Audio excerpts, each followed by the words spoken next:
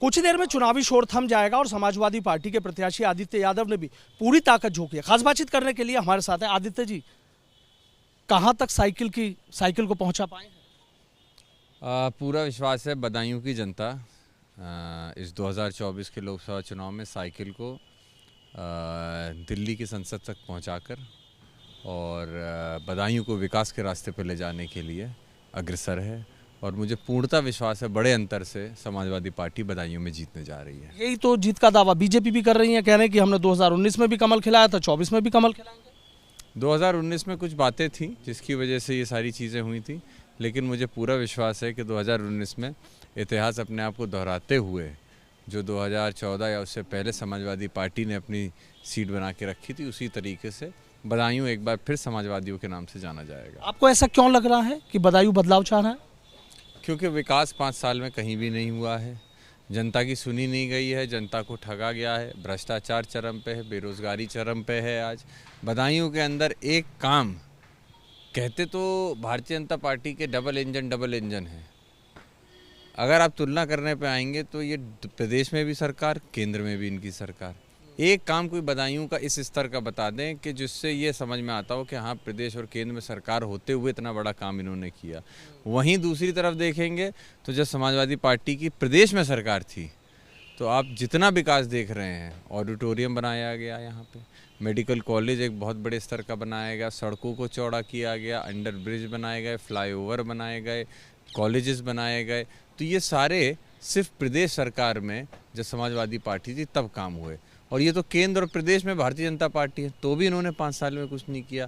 थाने तक से अपनी जनता को लुटने से ये लोग नहीं बचा पाए, तो कहाँ से अब बदलाव के लिए तो जनता तैयार है पूरी तरीके से। अभी हम देख रहे थे कि शिवपाल यादव जी की बात हो, आपकी बात हो, जिला निर्वाचन अधिकारी के यहाँ आपने चक्कर लगाए थे, बाकायदा फ़ोन भी किया था, शिकायतें भी किया था, आरोप बेहद गंभीर है। क्यों लग रहा है इसी तरह की चीज़ें चुनाव से 2 दिन पहले? बिल्कुल, कल रात से लगभग 9 बजे से रात के 2 बजे तक, 2:30 बजे तक ये सारी प्रक्रिया चलती रही, जहाँ पे थानों के अधिकारियों ने, पुलिस अधीक्षकों ने, थाने प्रभारियों ने एक तरीके से दबाव की राजनीति और साथ में एक भय फैलाने का प्रयास किया। वो लोग जिन पे कोई केस नहीं है, कोई धाराएं नहीं हैं, सिर्फ इसलिए कि वो समाजवादी पार्टी के समर्थक हैं या वोट की अपील कर रहे थे समाजवादी पार्टी, इसीलिए आपने उनको जेल में बंद किया, दबाव बनाया। लोग अगर घर पे नहीं मिल पाए तो उनके घर में तोड़फोड़ की गई, और प्रयास तो यहाँ तक किया गया था कि किसी तरीके से चुनाव पे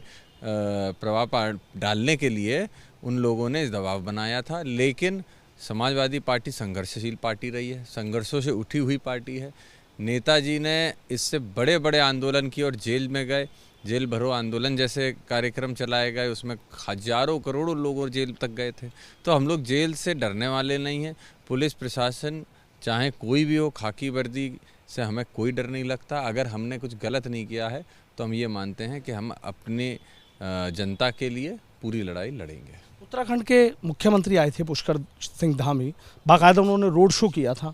उन्होंने सीधा जब उनसे सवाल हमने ये पूछा कि शिवपाल यादव बेहद गंभीर आरोप लगा रहे हैं कि आप लोगों को परेशान कर रहे हैं, ज़बरदस्ती उनको उठाया जा रहा है, तो उनका कहना था कि उनको हार नज़र आ रही है, इसलिए इस तरीके के आरोप लगा रहे हैं।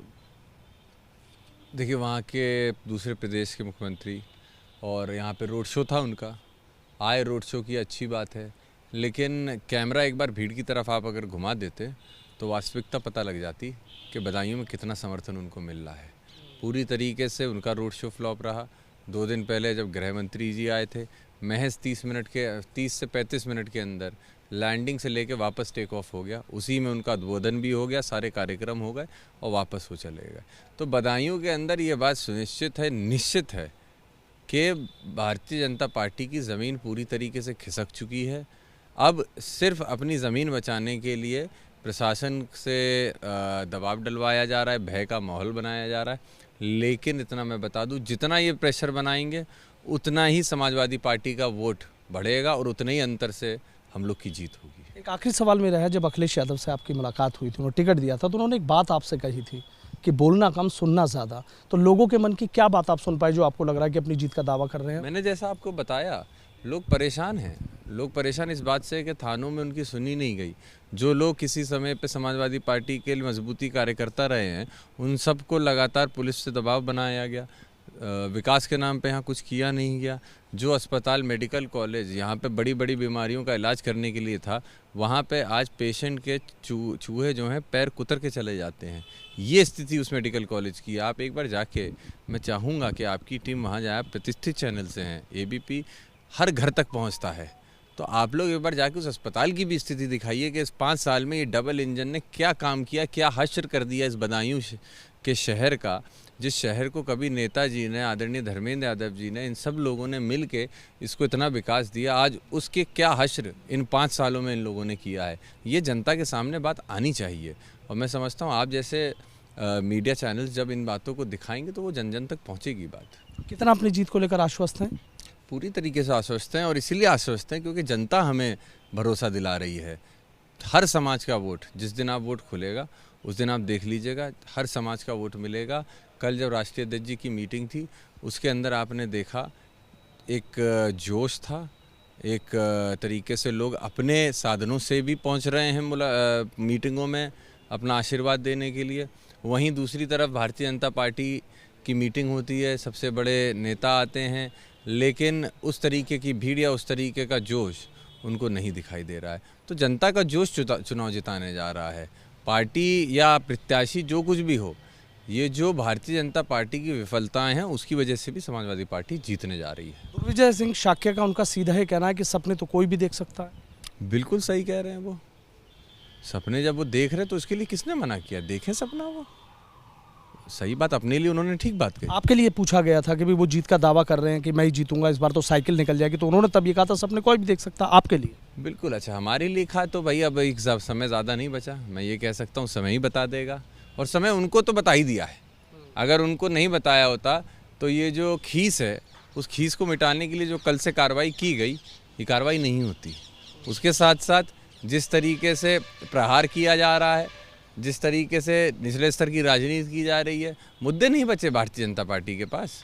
ऊपर शीर्ष नेतृत्व से लेके नीचे के कैडर के इनके लोगों के पास आज बदायूं की राजनीति के अंदर मुद्दे नहीं है कि किस काम पे अपने वोट मांगे जाके। तो जब वोट मांगने के लिए कोई काम ही नहीं है तो दूसरे इधर उधर झांक के कुछ ना कुछ तो निकालने का प्रयास करेंगे ही।